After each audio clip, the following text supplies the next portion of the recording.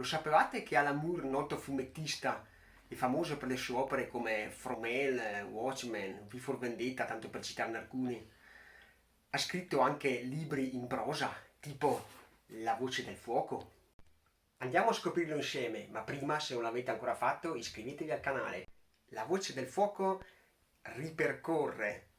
da quando la città era ancora un villatico ai tempi della preistoria fino ai giorni nostri, la nascita della città natale di Alan Moore, ovvero di Northampton. Il libro si compone di 12 racconti che spaziano dall'età della preistoria fino appunto a giungere ai giorni nostri, che all'apparenza sembrano slegati, sembrano non avere nessun filo conduttore, ma in realtà se andiamo a vedere bene, e lo dice già il titolo, un elemento in comune tra questi racconti c'è ed è il fuoco. Un elemento che ci accompagnerà per questi 12 racconti, accompagnerà i nostri personaggi che narrano in prima persona le loro vicende attraverso varie sfaccettature, vari momenti del trascorrere dei secoli,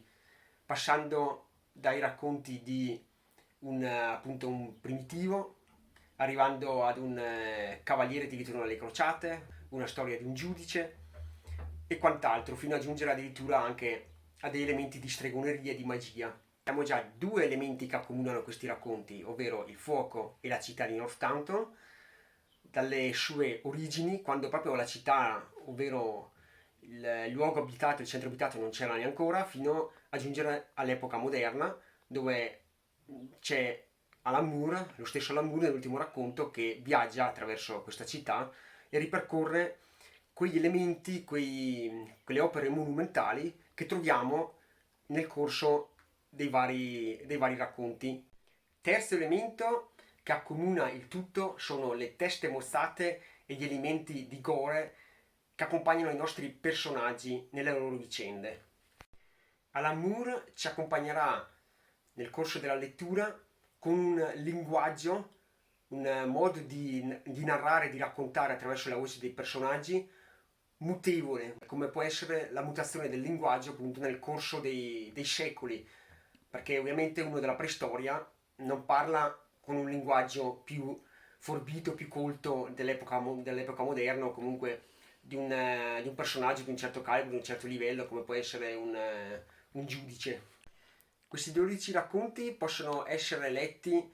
non seguendo l'ordine del libro, ma essere letti anche a casaccio, per esempio un racconto dell'inizio, poi prendere il racconto magari non proprio finale, uno in intermezzo,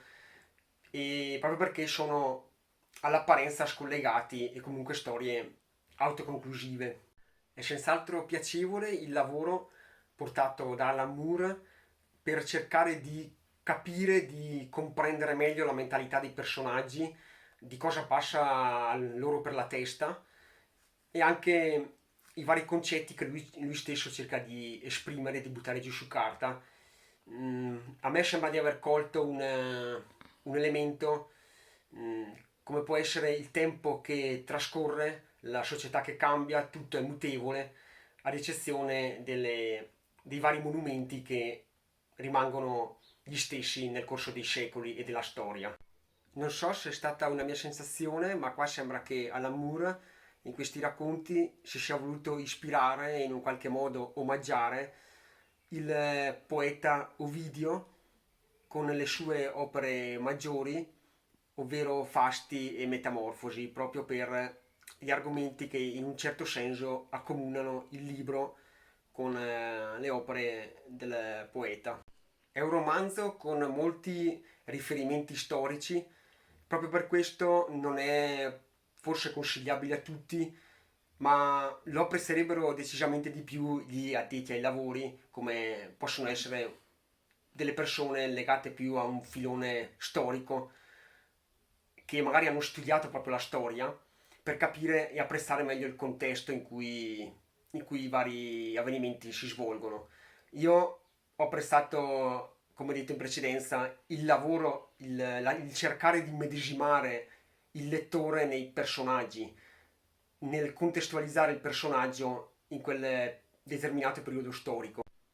Nella prima parte del romanzo si va incontro ad una lettura piuttosto ostica, proprio perché ci troviamo di fronte a dei racconti ambientati secoli fa, quindi